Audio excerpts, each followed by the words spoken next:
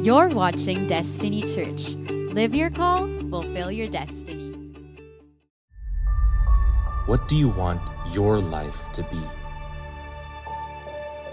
Surely we all have a vision of how we want to live. And so we set goals and take action to make sure we get one step closer to living the life we want. But would you mind asking yourself these questions? What are you building your life on? What kind of building blocks do you use? Much like buildings, life has building blocks too. 12 qualities seen in the life of Jesus that will reinforce our lives so strong that no matter what storm may come, you will not be destroyed. Good afternoon, everyone. Good afternoon. Okay, for those of you joining us for the very first time, can you just wave at me? Meron bang first-timers in the house? Welcome, welcome, welcome. Wow! We have a good number of first-timers this afternoon. Welcome po sa inyong lahat. Thank you for joining us here at Destiny Church. By the way, my name is Pastor Carlo Panlilio, and me and my wife, Shalene, we have been pastoring Destiny for the last 27 years. And we are just so honored to have every one of you join us this afternoon. So, welcome po sa first-timers and welcome po ulit sa inyong lahat. For those watching us online, welcome din po sa inyo. No? Now, it's been a while since I've actually said something about who we are. No? Bakit nga ba we call ourselves Destiny? No, the reason for that name is because we believe in destiny. We believe that God is a God of purpose. God is a God of plans. In other words, your life is not a mistake. No, na ang buhay natin sa mundong ito, and that includes your life, no, hindi ka aksidente, hindi ka pagkakamali. There is a reason why God brought you here in this world. You know, sometimes, I don't know about you, but no, there were times in my life I doubted the reason for my existence. I doubted whether there's really a purpose for my life. No, but then when I realized this verse in Jeremiah 29 verse 11, napakaganda pong verse. Sabi ng Lord, I know the plans I have for you, declares the Lord. Plans to prosper you and not to harm you. Plans to give you a hope and a future. Isn't that amazing? Sabi ng Lord, this is what I declare over you. I have plans for you. In other words, ang buhay natin ay pinagplanuhan. Planado ka. Sabihin mo nga sa katabi mo, matagal na nilang hindi narinig to, planado ka pala. Yan. In other words, hindi ka aksidente. In fact, even your being here this afternoon, no, is not an accident. Maybe you just thought of coming, might as well come. Okay? But I want you to understand, whether you are here for the first time or whether here for so many times, no, God has a plan for you this afternoon. Plans to prosper you, not to hurt you, not to harm you, but plans to give you a hope and a future. Amen? So why don't we just pray right now as we get into the Word of God. Let's pray. Panginoon, marami pong salamat, Lord God, for this wonderful afternoon. I know, Lord God, that you have a plan for us. Even, Lord, at this very moment, Lord, you're a God who's always on time.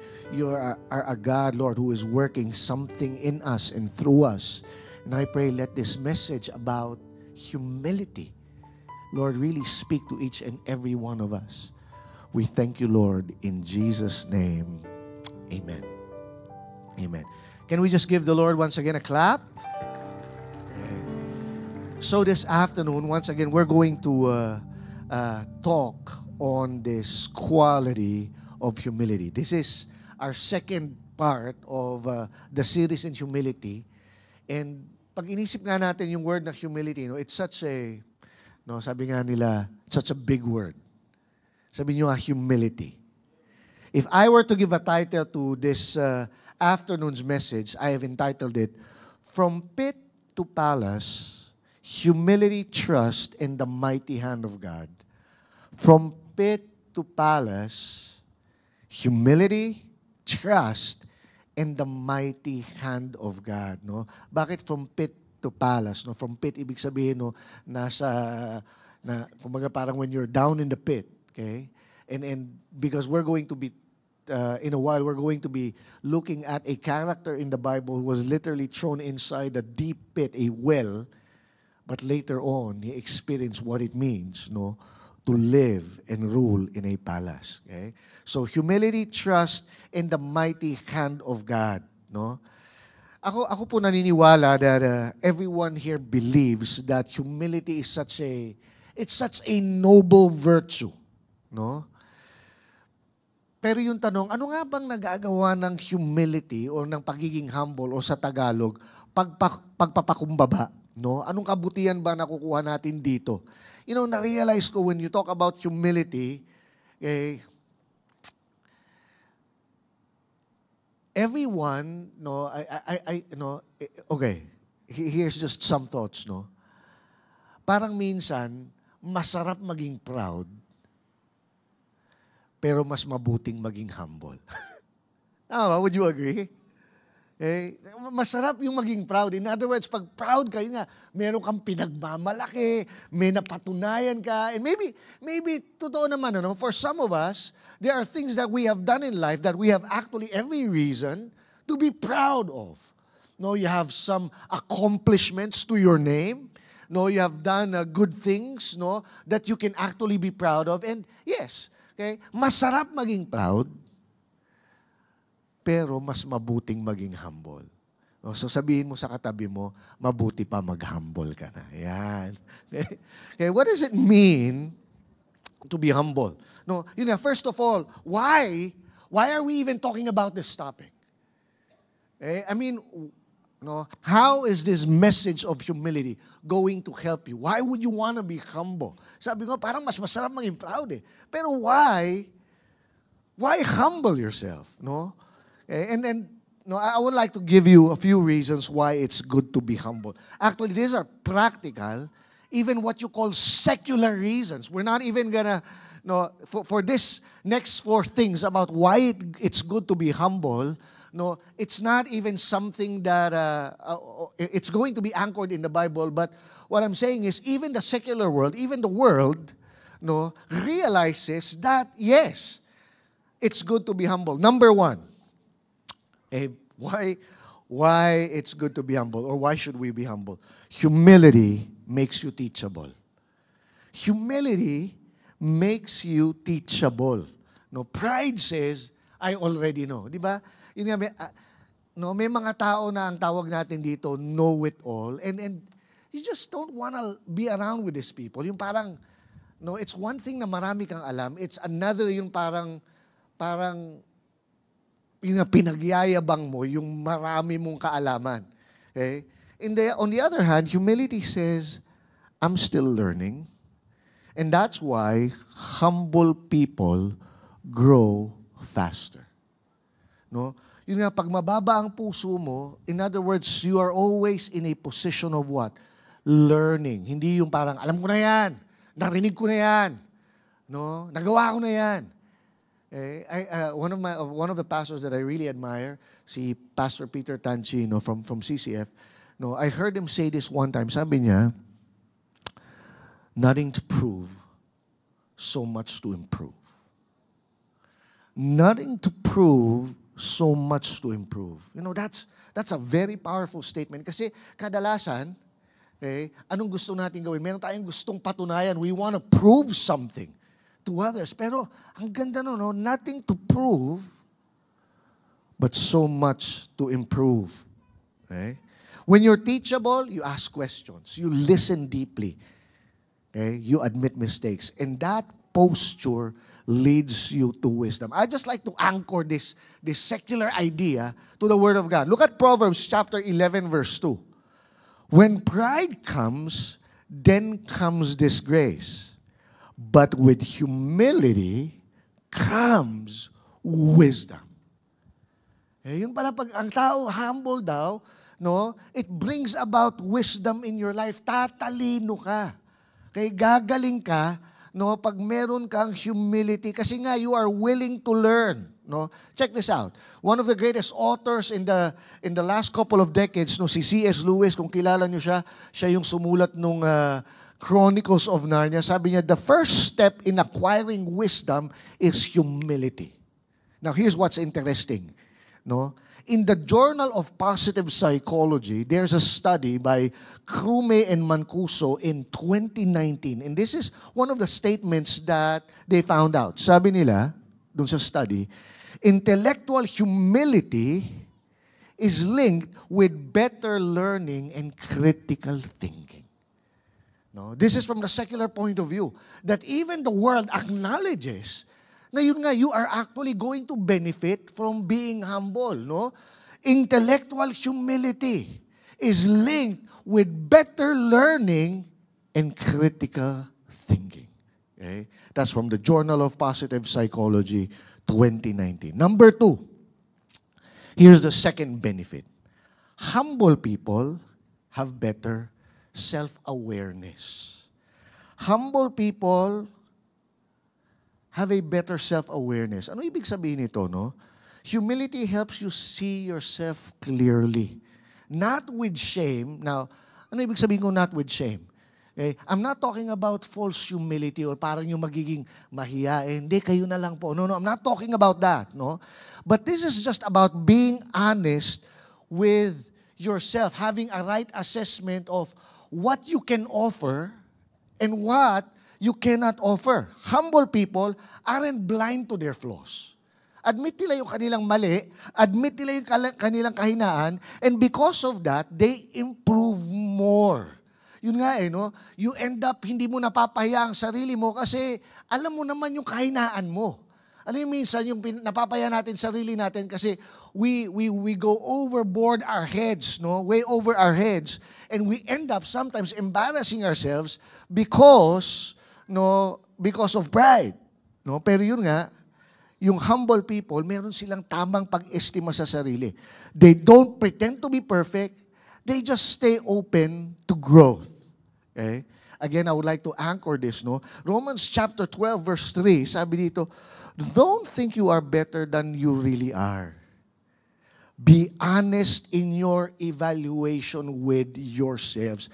Tamang estima, tamang evaluation sa sarili.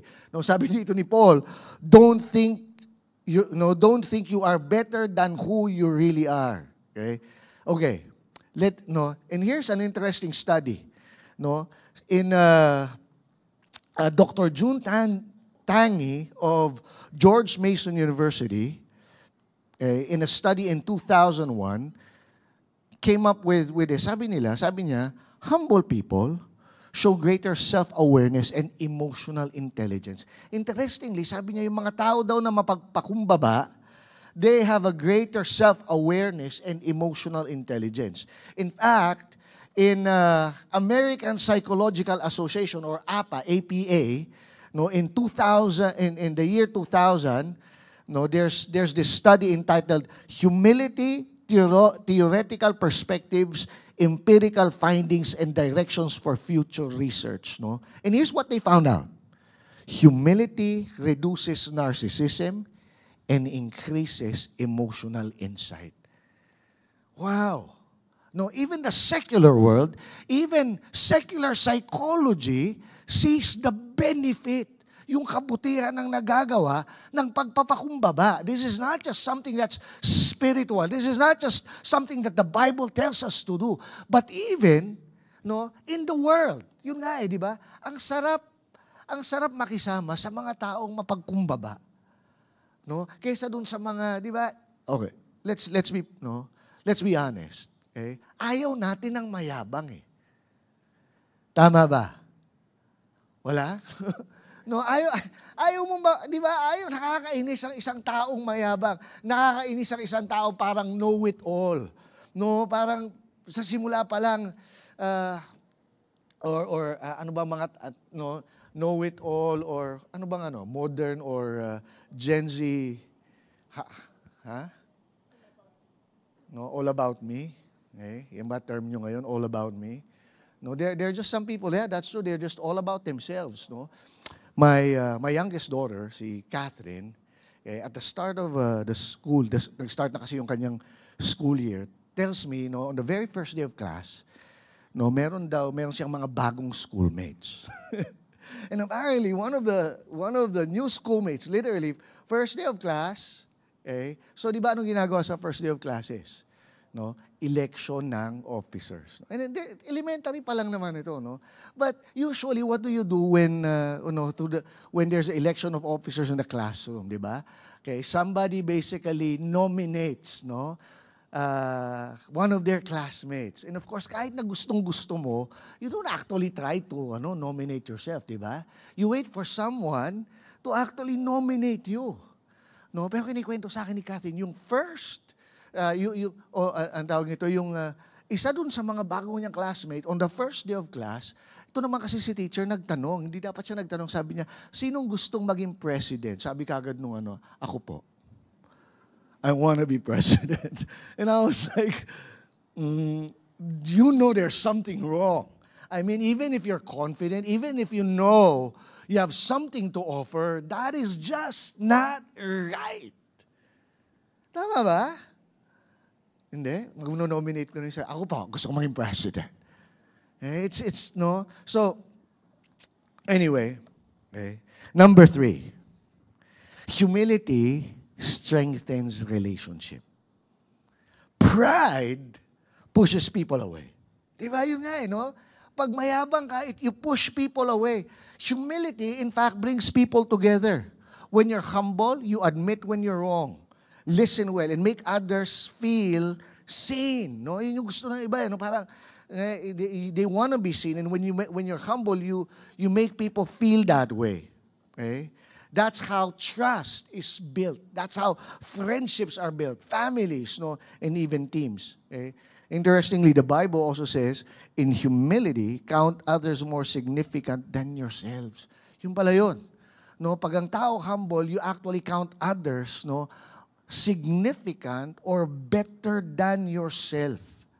Again, no, in a journal in psychological science, there's a study by Exlin and company in 2004, and this is what they found out. Humble individuals are more forgiving and relationally connected. Again, this is the world. We're not even talking about what the Bible says. Even the world, no, is telling us that humility is an amazing and noble virtue. No? Finally, number 4. Humility is a trait of great leaders. Here's what the world found out. True leadership doesn't shout. It serves. The best leaders don't need to prove they're in charge. The best leaders, they lift others up. Humility gives credibility and clarity to lead with strength and compassion. Oh, interestingly, yun nga, itong mga bagay na to, nabanggit na rin sa Bible, nabanggit na rin ni Jesus eh. Matthew chapter 23, verse 12. Those who exalt themselves will be humbled, and those who humble themselves will be exalted. No? Now, check this out. One of the books that I've read over the years is a best-selling book by Jim Collins entitled Good to Great. Now, I don't know how many of you have read some Jim Collins stuff. He's also the author of that famous New York Times bestseller, Built to Last. No? Yung Good to Great is also another Times best-selling book. And in the book, they studied the top leaders of great companies all over the world. And here's what they found out. Sabi ni Jim Collins, top leaders share 2 traits: fierce resolve and deep humility. You would be thinking that leaders, they're proud. Di ba? And yeah, yung deep resolve, that's a given. In other words, talagang, no, for one to be a great leader, you must have a perseverance, you have a deep resolve, you have unwavering faith. But then, ito yung nakita. Together with that deep resolve is, or fierce resolve is, deep humility. In other words, I would like to encourage you right now. Are you pursuing what it means to be a leader? You want to be a leader. Meron ba dito, you want to be a leader? Wala? No, we want to be a leader. And that's what I've seen. Fierce resolve and deep humility.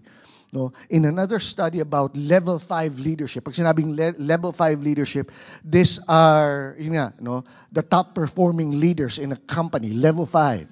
No, the lowest is level 1. No, and this is what they found out. The most enduring companies were led by humble and driven leaders.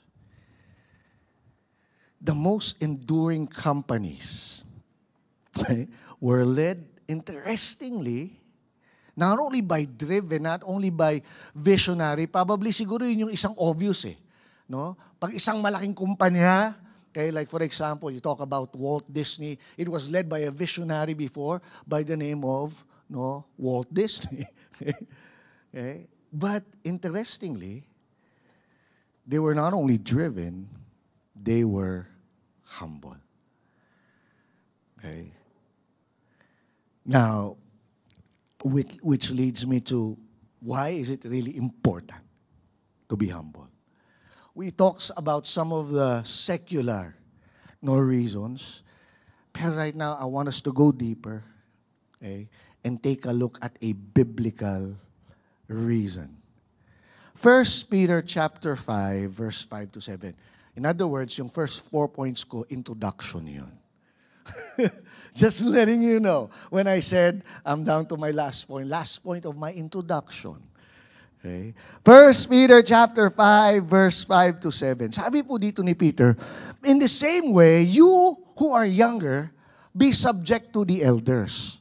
All of you, clothe yourselves with humility towards one another because, let me give you the reason why it is important for us to be humble. Because God resists the proud, but gives grace to the humble. If there is one reason bakit tayo dapat magpakumbaba, because of this one line in 1 Peter chapter 5. Sabi dito, God opposes the proud. Now, I don't know about you. I don't want to be at the end of being opposed by God. In some translations, God resists the proud. But, interestingly, He gives grace to the humble. So verse 6, sabi dyan, humble yourselves therefore under the mighty hand of God, so that He may exalt you at the proper time, casting all your cares on Him, because He cares about you. Just a little of something as a background to this. So, si Peter dito, he was writing to the Christians during that time, the first century church, the first 100 years of Christianity. So si Apostle Peter, one of the disciples of Jesus, sumulat siya ng liham to believers who were misunderstood, they were persecuted, and they were scattered. He speaks to people on the margins of society, and many of them were actually struggling to survive and wondering, ito yung context nun, wondering if God really still sees them. In other words, whether God is really there and He's in control. So, now, ang ginawa ni Peter dito, instead of just giving them tools for retaliation, kasi nga, remember, they were persecuted. The Roman Empire was against them. And it would have been, it would have made sense na parang lumaban, gumante, ipaglaban yung kanilang mga karapatan. Pero rather than Peter giving them tools or affirming, yung parang gusto mo mag-retaliate Peter offers a different way, a different strategy. Sabi niya, humble yourselves, trust God's hand, and cast your anxieties. Those are the 3 things that we're going to look at today. Humble yourselves, trust God's hand, cast your anxieties on Him. Okay? And as I was preparing for this, no, hindi mawala sa isip ko that there is a parallel story in somebody's life in the Old Testament. Interestingly, about 2 weeks ago, no, I watched that same story on a musical play, no, which interestingly, my son, si Sam, my second child, si Sam, no, became part of the play, no, together with praise God, no, kasama niya sa entablado si Gary Valenciano, si Sam Concepcion, si Mama nandun. Anyway, so tapos na po yung play, so hindi ko pinopromote. Okay? So we're going to take a look at the life of Joseph, no, the dreamer. Okay? And I'd like to, as we, habang hinihimay natin tong tatlong bagay na to, that Peter mentions, no, I want you to think about this line. The greater the dream, the deeper the humility. So ang tanong ko, anyone here, you have big dreams? Anyone here, you have big dreams? Okay? Because I want to prepare you for something.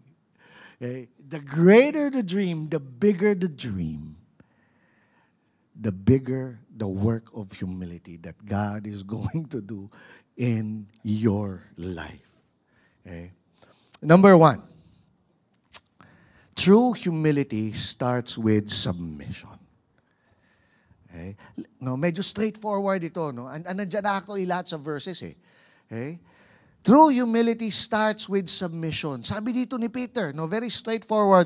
All of you clothe yourselves with humility towards one another. Okay? Check this out. This is not a suggestion. No, Peter was not making an opinion. In fact, it is an imperative.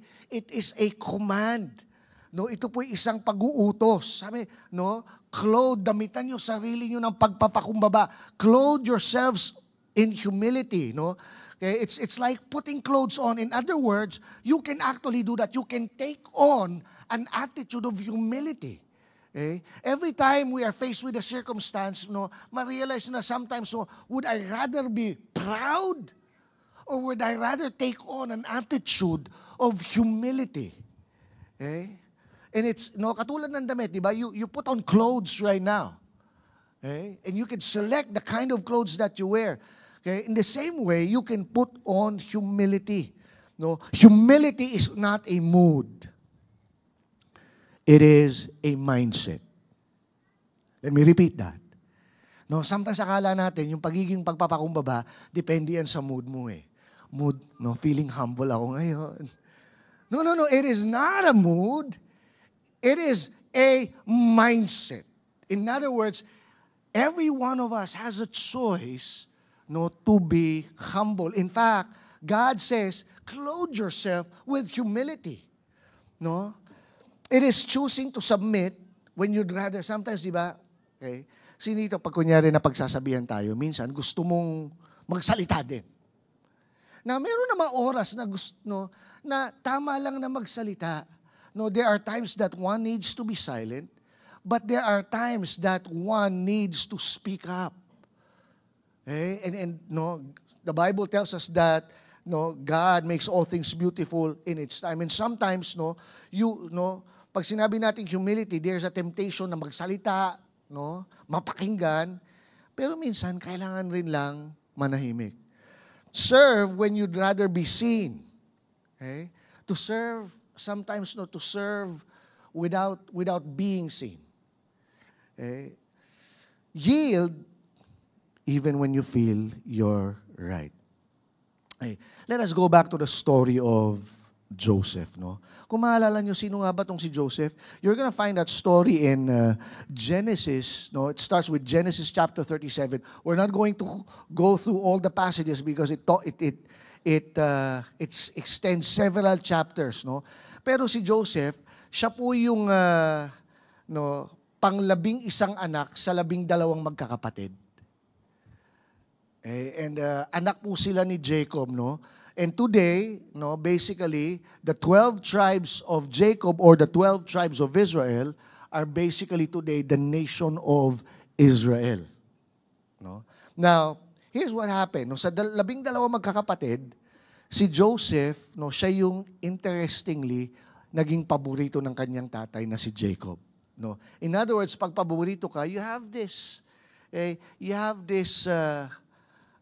extra graces or favors that, no, the father, si Jacob, was giving his favored son, his favorite son. But not only that, to make matters more complicated, itong si Joseph, okay, started to have these crazy dreams. No? We don't have time to go through the different stories, pero ikwento ko po sa inyo. One dream was, one day, no, while Joseph was asleep, na naginip siya na habang sila ay nag-aani, no, di ba yung kanilang mga ani, tinatali nila yung palay o yung wheat into bundles, no? And the dream says that all of a sudden the bundles of wheat came to life and started walking. No, pagkatapos yung 12 kapatid, yung ibang kapatid niya, yung 11 no, na kapatid niya, yung kanilang mga bundles, no, isa-isang lumapit dun sa bundle niya na nakatayo. Imagine this, no? The bundles are standing upright, and the other bundles started walking towards Joseph's bundle, and guess what? Yumuko daw yung mga bundle ng wheat ng kanyang mga kapatid dun sa bundle ni Joseph. Of course, no, the interpretation is obvious. Di ba? Sabi kagad ng kanyang mga kapatid, pakayabang mo. Are you telling us that one day, now, you need to understand, especially during that time and culture, no, a younger brother, okay, if you are much, now, yun nga, pang-11 si Joseph. Kung sigurong pwede sigurong yumuko sa kanya, yun yung bunso, yung pang-12, si Benjamin. But for the others, to actually end up bowing down to their younger brother is absurd. It is unthinkable. Okay? So, now, you cannot blame Joseph for having that dream. That dream was a God-given dream. Pero itong problema, Joseph had a dream. It was a God-given dream. But his character hasn't matched the dream. He could have kept it to himself. But he started, he started telling his brothers na, tol, just so you know, one day, lahat kayo yuyuko sa akin. Lahat kayo luluhod sa akin. No? And then, can you imagine, no, what the brothers felt? Joseph apparently arrogante, mayabang. He cannot handle. Okay. It's one thing to have a dream. It's another for you to handle the dream. Some of you, yes, you have God-given dreams. Some of you have big dreams, and that's good. But mind you, it's one thing to have a big dream. It's another if you can really handle that big dream. Si Joseph, hindi niya pa kaya at that time. Yun nga yumabang lang. Hindi pa nga nangyayari yung pangarap, hindi pa nga nangyayari yung panaginip, nagyabang na. Okay? Hindi lang yun, no? Hindi pa natapos. No? After a while, Joseph had another dream. And this time dun sa kanyang panaginip, nakakita siya ng 11 tala, 11 stars, and this time together with the moon and the sun. Okay? And in his dream, 11 stars and the moon and the sun all bowed down to Joseph. And guess what? He tells them, not only that, no? So, nung una kasi narinig ng tatay niya, si Jacob. Remember, favorite ni Jacob si Joseph. Siguro nung narinig yung unang panaginip, patungkol dun sa mga wheat na lumuhod, alam kagad ni Jacob, mga anak kong iba yon. Favorite niya si Joseph. Siguro nag-affirm pa tong si Jacob, tama ya anak, lahat ng mga yaso, luluhod sa'yo. But this time, may kasama ng buwan at araw. Kasama ng 11 tala. In the story, even Jacob starts to question Joseph. Sabi niya, Nak, are you even telling me that your mom and I would bow down to you? Sobrang ka na yata. Yung una, approve pa siguro siya, yes, Nak, tama yan, one day. But this time, and dito po galing yung title dun sa pelikula ni Sharon Cuneta. Bukas luluhod ang mga tala. I'm not kidding. No, that's the reference. No, it was coming from the story of Joseph. Okay? So, what happened? Shortcut to the story, the brothers started hating Joseph, and when they had the opportunity, they actually tried to kill him. They threw him into a well. Tinapon siya sa isang balon into a pit. Ito na. From pit. Tinapon siya sa isang balon to kill him. Buti na lang, there was no water in that well. No? And sakto, may mga napadaan na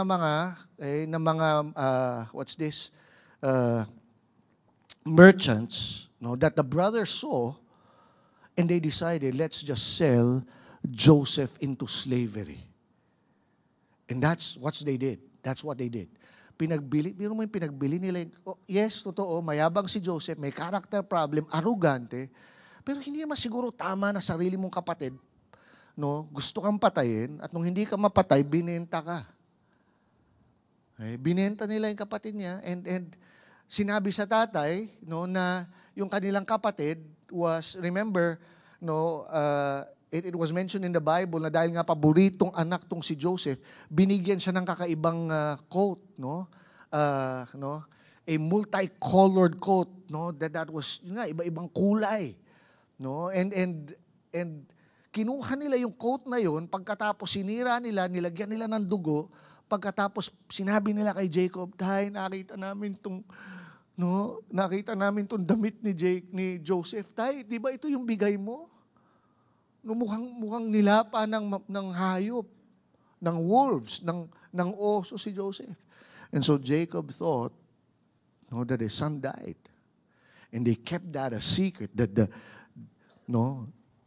other sons, the brothers, kept that secret for a long time. So ano nangyari kay Joseph? Pinag-betrayed, pinagbili, he became a slave. I like this part.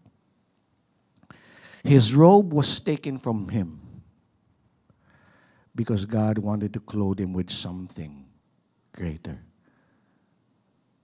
Ano yung sabi ni Peter? Clothe yourselves with humility. Minsan may kailangan tanggalin sa iyo, may kailangan kunin para matutunan mo tong aspetong ito. To what? To submit to God, because true humility starts with what? Submission. Now, dito sa verse na to, I want you to understand, Peter was referencing the young men to submit to their elders. And here's the tricky part, kasi sometimes pagkakanta tayo ng pagsamba, madaling mag-submit sa Lord, I submit to you, or you tell the Lord, I surrender to you. But sometimes, God uses people in authority. It can be your parents. It would be, nakaranas ka na ba na yun nga parang pumapalag ka dun sa sinasabi sa'yo. Yun nga, nire-resist mo. Tinatama ka, pero minsan nga hindi ka naimik. Kasi sabi ko kanina, yung humility is sometimes just to be silent. Pero posible kasi na tahimik ka, pero yung puso mo nalaban.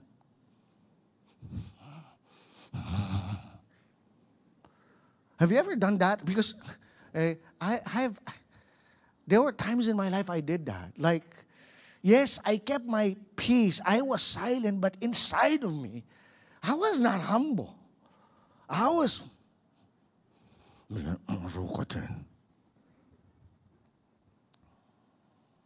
that's not being humble. Because humility is an attitude. You take it on. You submit. You bring yourself into subjection. And your humility will be tested, husbands and wives, your humility will be tested by your spouse.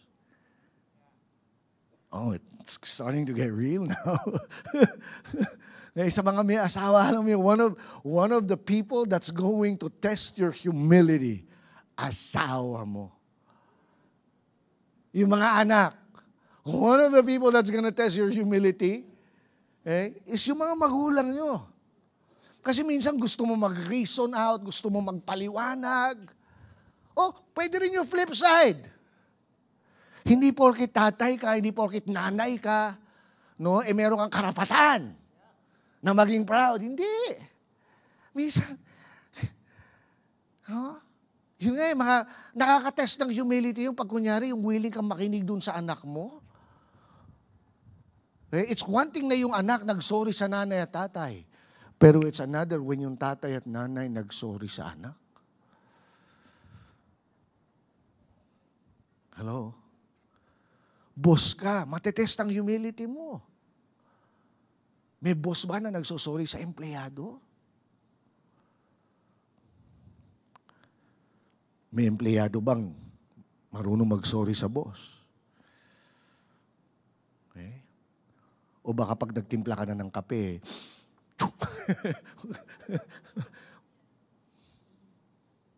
it happens.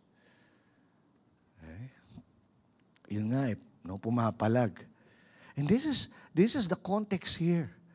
That the people, the nation, the Christians during that time, they were being persecuted, they were being maligned, and yet Peter was offering them something far greater, something countercultural. Humility. Okay? No, because si Joseph, yun nga, he had a calling, but he did not have yet character. No.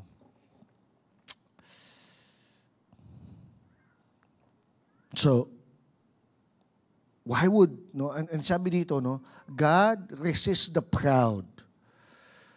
And the word here is actually a military term. In other words, oppose. It's to line up against a battle. Why would, in other words, you know what God is saying here? I will go to war with pride. God goes to war with pride. And that's why you don't want to be at the end of this. Can you imagine, God opposing you? Now your boss can oppose you, your friends can oppose you, yung mga kapatid mo can oppose you, your classmates can oppose you, the government can oppose you, but to have God oppose you. That's great.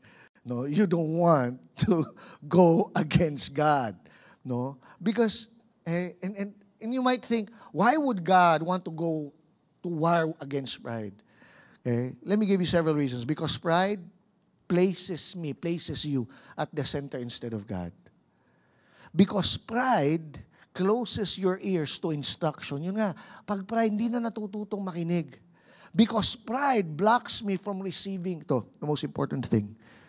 Because pride blocks you from receiving God's grace. From receiving God's love, from receiving God's favor. It is the main blocker. Bakit minsan parang, bakit parang hindi ka pinagpapala? Is it possible na the reason hindi ka napagpapala, hindi sa ayaw kang pagpalain ng Diyos, but pride blocks God's grace over your life. God resists the proud. He destroys, God resists pride not to destroy us, but to redeem us. Because He knows that pride will destroy us if He doesn't destroy pride. So ang tanong dito, are you choosing to be humble? Are you choosing humility? Second point. God lifts those who bow down to Him. Humble yourself under the mighty hand of God that He may exalt you at the proper time. Verse 6. Humble yourselves under the mighty hand of God so that He may exalt you at the proper time. Have you seen the pattern here? Sabi ng Lord, humble yourself. Para sa tamang panahon, ikaw daw ay itataas ng Diyos. So take note, ano role mo? Ano role natin? Anong role ng tao? Magpakumbaba. Ano role ng Diyos? magtaas ng nagpakumbaba. Now, ito problema. Pag pinili mo yung role ng Diyos, ano yung role ng Diyos? Ang role ng Diyos ang magtaas. Pero kung pinili mo na, wait, Lord, gusto ko yung role mo. Tinaas mo yung sarili mo. Guess what? Sabi ng Lord, since ginawa mo yung role ko, gagawin ko yung role mo. God opposes the proud. Okay? Siya yung magbababa. No? Pag ginawa mo yung role ng Lord, gagawin niya yung role mo. Pag ginawa mo yung role mo, gagawin niya yung role niya. Amen? No, sabihin mo sa katabi mo, gawin mo yung role mo. No? And ano yung role mo? Baka hindi alam na iba yung role nila. Ano yung role mo? Humble yourself. Ano yung role ni God? Lift you up. No? Okay, I want you to understand this. No? When God brings low the proud, this is not punishment. This is protection. Why? Because premature promotion can destroy what your character cannot carry. Let me just repeat that. This is so good. Premature promotion can destroy what your character can carry. Remember Joseph? If he started promoting himself, and it would have destroyed the very thing that he was carrying. He was carrying a dream. And that dream would have been destroyed because of his own self-promotion. So what did the Lord allow him to go through? The Lord allowed him to go through a lesson in humility. He was betrayed. He was thrown into a well. He was now from being the favorite son, from being probably first on the table, first with the food, everything. He was now what? Slave siya. Dun sa bahay ng kanyang master na si Potiphar, yung bumili sa kanya, he was probably the last one to be eating. Okay? And he learned how to be humble. He had to trust God. Okay? Listen to this. God loves you too much to let your platform rise higher than your foundation can hold. Let me repeat that. God loves you too much to let your platform rise higher than the foundation you can hold. Recently, I'm not really, in fact, hindi ko nga alam yung story nito, pero dahil nga lumalabas sa feed ko, apparently, I don't know too much, but apparently, you're familiar with this, who was shot into fame, itong si Diwata, at yung kanyang parisan. And, nakikita ko lately na parang, inalam ko yung story, na yun nga, parang sumikat siya, parang ang daming pila ng kanyang parisan. And then, he started to think highly of himself, Pero yun nga nangyari, he had a platform that rose higher than the foundation. Walang foundation. Okay? God brings low the proud, but gives grace to the humble. And let's follow Joseph's journey. In Potiphar's house as a slave, I imagine Joseph started to work faithfully. The Bible says that, because God was with him, he was successful in everything that he did. That slowly, kahit na pagiging alipin, siya ay na-promote. He was promoted as what? Chief of the slaves. He was now in charge of all of Potiphar's household. Sino si Potiphar? He was captain, in Pharaoh's army. And now he was, because of his learning how to go through humility, he was promoted. Pero hindi doon natapos, if you know the story, he was tempted by the wife to sleep with Joseph. pero niresist niya, ayaw niya, hindi siya nagkasala. Para isipin nyo, dapat na-promote pa sana siya. Pero yun nga, sa hindi. Now, which leads me to my last point. And Sam, can you come?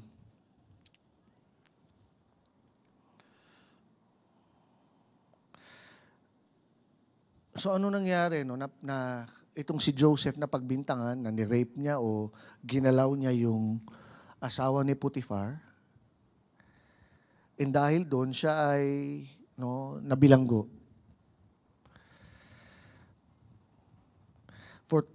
And I want you to understand that for 13 years, Joseph stayed low.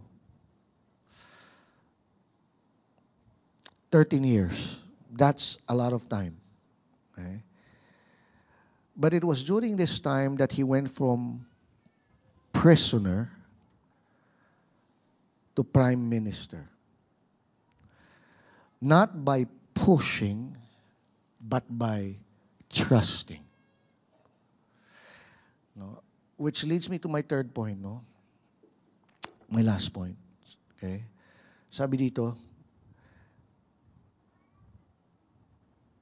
casting anxiety is an act of humility. Siguro yung isang tanong dito, okay, gets ko na Lord, no? God wants me to be humble. God tells us that He opposes the proud but gives grace to the humble. But the question is, paano? Paano nga ba magpakumbaba? How does one operate in humility?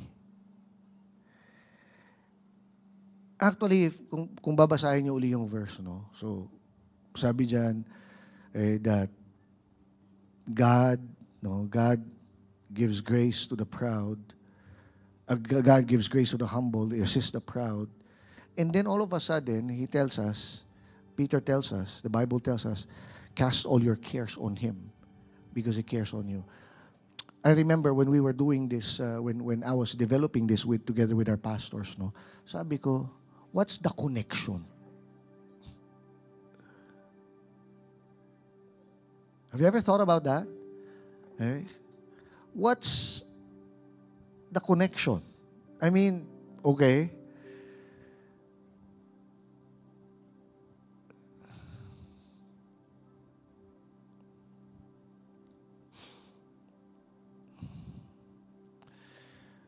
Peter tells us, no, that you who are younger, be subject to elders, submit, clothe yourselves with humility, okay, clear, towards one another, because God resists the proud and gives grace to the humble. Okay? Malinaw. Humble yourselves, therefore, under the mighty hand of God, so that He may exalt you at the proper time. Okay? There's, by the way, I'd like to put this in, humble yourselves at when? At the present time. Because there will be a proper time. Okay? Humble yourselves now at the present time. Because one day, at the proper time. In other words, sa tamang panahon. Nung magpakumbaba ka daw ngayon, sapagkat darating yung araw, sa tamang panahon, God would exalt you. And so far, it's clear. But then,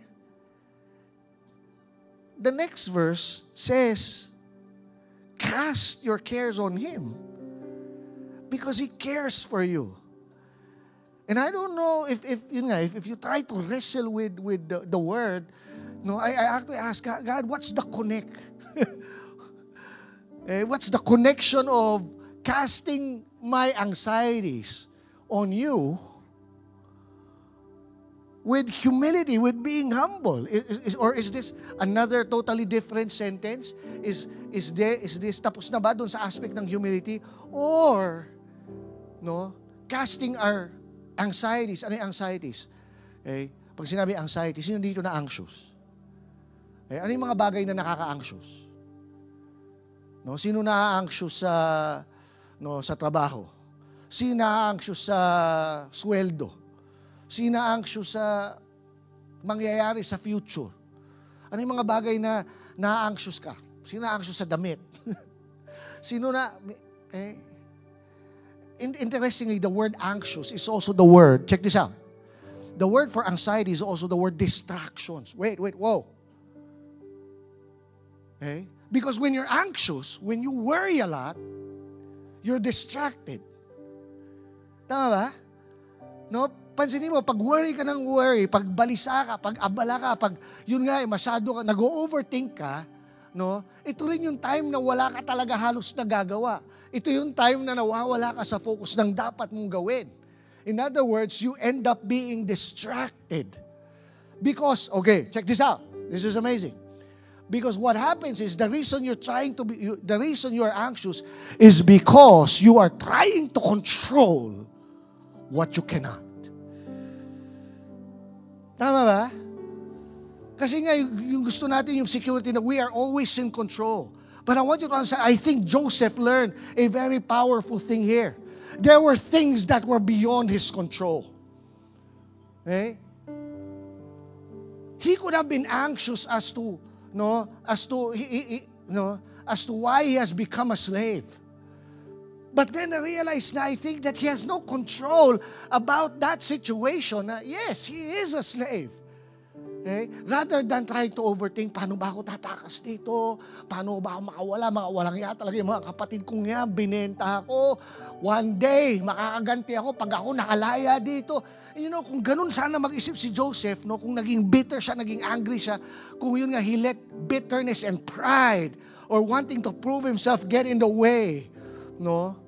He would not have developed this character that prepared him for when the dream would happen. Okay? But that was as if that was enough. Guess what? Yun nga by submitting to God, no, he was thrown into jail. And Joseph could have overthought. Yun nga, nag-worry siya like, why is this happening? Okay? And he could have tried to control the situation, but I think Joseph started to learn to cast his worries, to cast his anxieties. No? In other words, to trust God, to trust the mighty hand of God. Hello?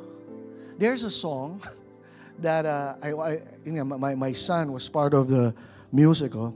There's a song, and it's actually an old song because you need to understand this musical, Joseph the Dreamer, was created in the 90s. I was actually part of my high school play of Joseph the Dreamer as one of the brothers, and so I was familiar with actually all the songs, and there's this song that just hits right on, and I'd like for Sam to just sing it for us, no? But first, let me share to you the lyrics. The title of the song is "Lead Me." Sabi ng lyrics dito, Lord, I'm through trying to take the upper hand. And remember, this is Joseph singing. Lord, I'm through because probably early in his life he was always trying to take the upper hand. He was trying to control the dream. Okay? And he was trying to prove himself, no? And sabi, never knew, but now I think I understand. And I'm imagining Joseph is in the jail, and he begins to understand. On my own, wanting it in black and white. And sometimes ganun tayo eh. No, gusto natin kagad black and white, malinaw. But on my knees, in other words, when he was praying, things are in a different light. And then he sings this song, lead me along the path, lead me along the winding way. I trust enough to never need a why. Okay, why? Ano yung why? Sino ditong marami kang whys? Lord, bakit? Bakit? And you're becoming anxious. Lord, bakit? Ba't di ako natanggap? Ba't di niya ako tinanggap? Yeah. Why? Ba't ako na-reject? Why? Lord, ba't di ako pumasa? Ba't di naging kami? Ba't nawala siya? Ba't namatay siya? Lord, ba't ganito lang ang sahod ko? Ay, daming why.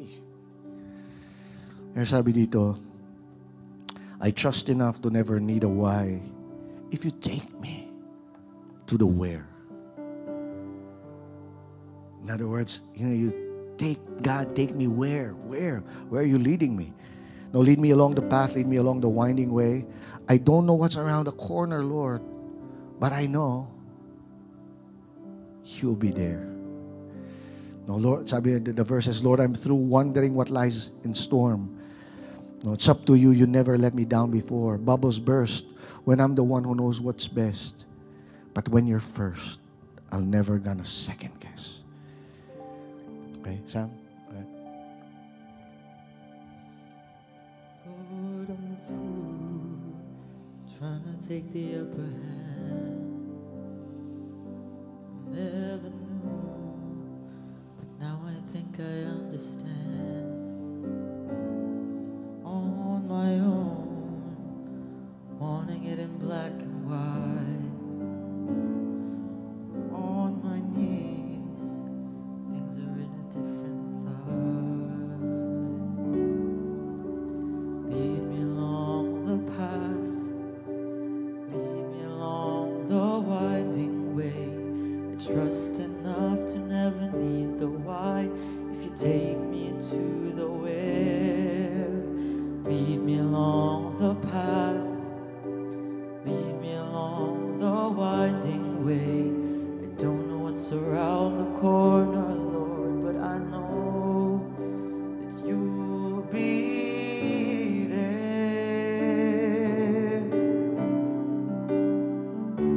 Lord, I'm through wondering what lies ahead. It's up to you. You never let me down before. Bubbles burst when I'm the one who knows what's best. But when you're first, I'm never gonna second guess. Lead me along the path, lead me along the winding way. I trust enough to never need the why. If you take me to the where, lead me along the path, lead me along the winding way. I don't know what's around the corner, Lord, but I know that you'll be there.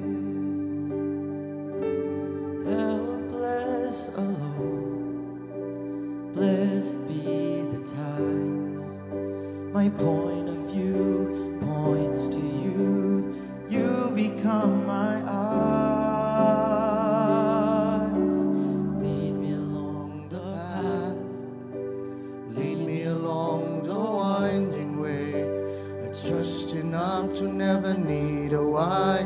If you take me to the where, lead me along the path, lead me along the winding way. don't know what's around the corner, Lord, but I know that you'll be there. Joseph learned something. He learned how to trust God. Okay? Sometimes when you think of pride, naisip ka agad natin it's about boasting, yun nga, nagyayabang. But is it possible that anxiety is actually pride? Because what you're saying is, no, I want to be in control, Lord. I can be in control. But to let go and let God, you have to let go. No, and let God, that's humility. To cast your cares, cast your worries, to simply trust the Lord. Lord, na ikaw, yun nga, ikaw na ang bahala. No, alam niyo, ang ganda ng word na yun, yung bahala. Naging pangit na lang kasi dahil sa kultura ng Pilipino, yung bahala. Bahala na. Pero the old Tagalog is, bathala na. Bathala na. God, ikaw na. God, ikaw na masunod. Lord, ini-entrust ko sa iyo. Pinagkakatiwala ko sa iyo lahat. Yun nga, si Joseph, natuto na siya na hindi na lumalaban eh. Natuto siya na yun, Lord, may plano ka, may proseso ka. I am casting all my cares to you. You know, listen to this. Casting your anxiety is not giving up. It is giving over. No? Pride says, I have to hold on to this. Yun nga eh. It's all on me. Humility says, God, I release this to you because you care more than I do. Okay. And at the right time, Joseph was summoned into the palace.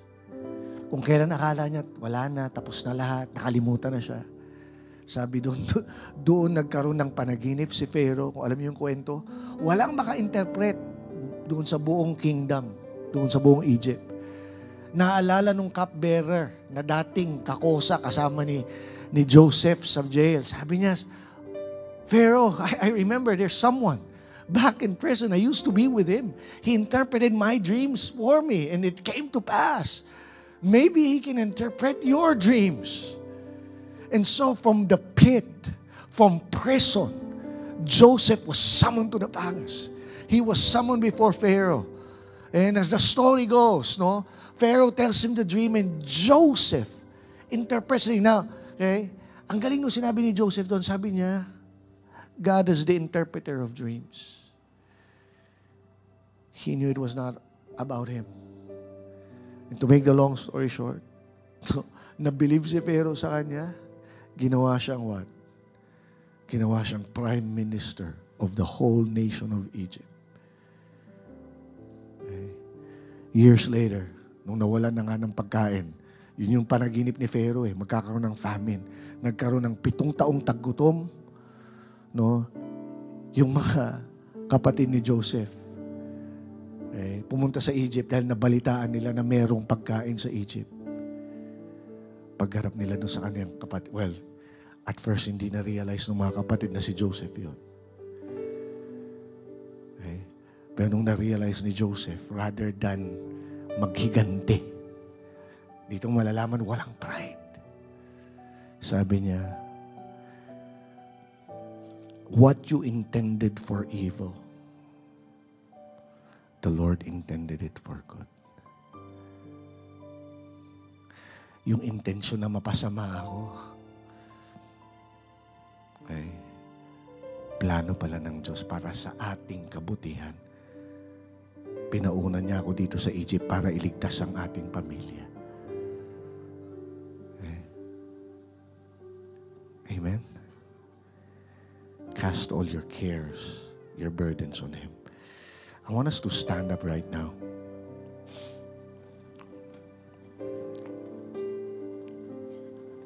But I want you to understand the story of Joseph points to someone much more greater. It points to Jesus. Alam niyo ba na lahat ng kwento sa Bible points to Jesus? In a way, you would think that it was about Joseph. It was never about Joseph. It was about Jesus. Jesus is the fulfillment, no, of 1 Peter chapter 5 verse 7. Jesus perfectly humbled Himself. Yun nga mula sa langit, nung siya ay nagpakumbaba, naging tao, nung siya ay nilalapastangan, nung siya ay hinahamak. Think about this. Maraming pagkakataon na pwede sanang pinatunayan ni Jesus yung kanyang sarili. Pero tinanggap niya yung mga insulto, tinanggap niya yung mga paghahamak ng mga tao. No, that is a beautiful picture of humility.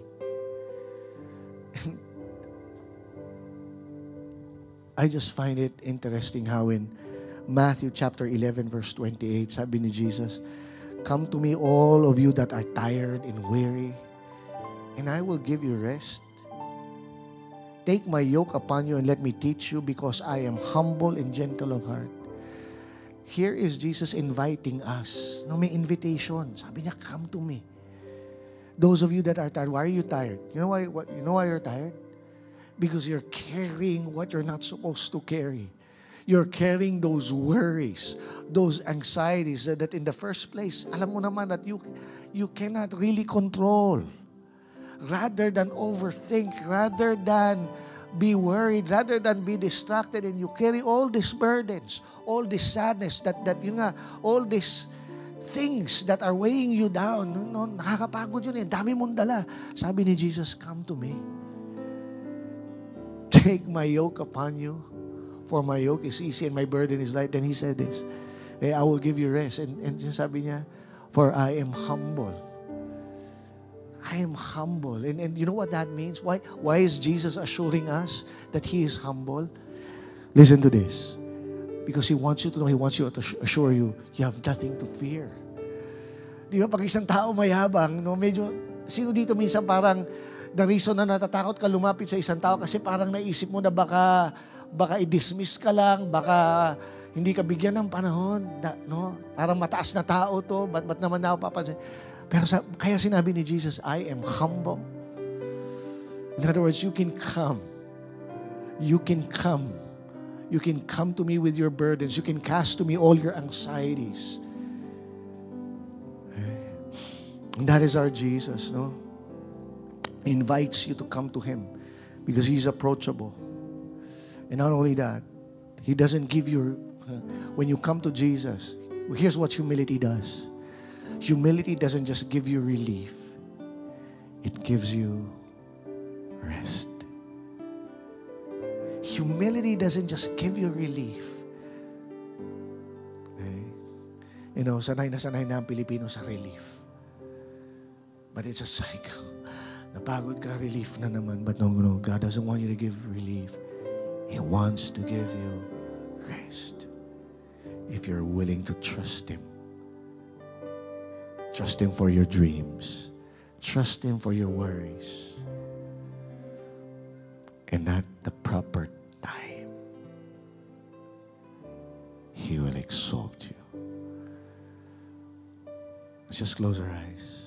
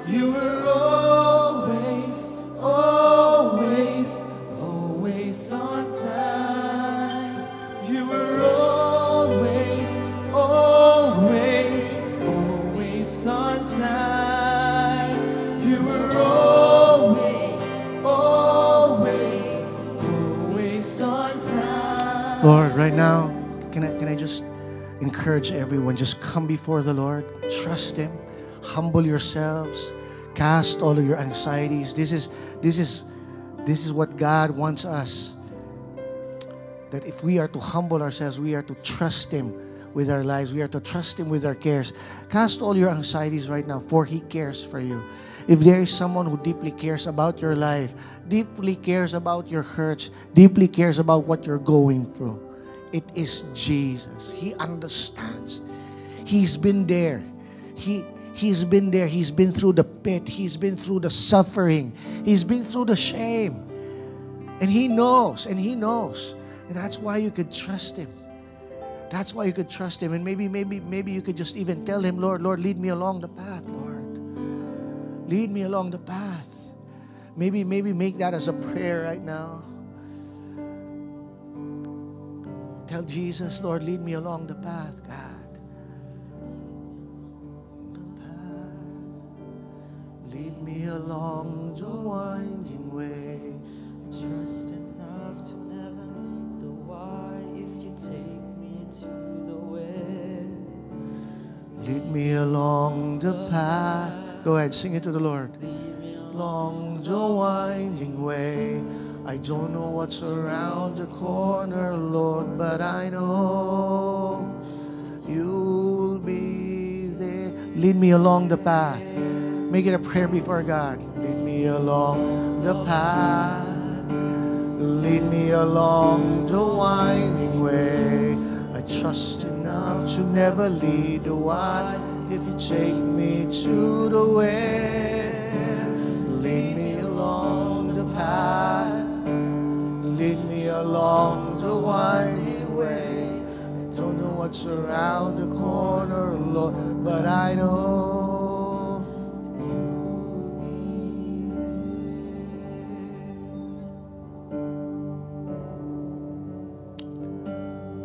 God, we thank you, Lord. Thank you because we can trust you. We can cast all our burdens upon you. And we can trust that you are a God who's always on time. In Jesus' name we pray. Amen. Amen. Come on, let's give the Lord a clap. You're watching Destiny Church. If you would like to check more resources or donate to this ministry, you can download the Destiny Church PH official app or log on to www.destinychurch.org.ph/give.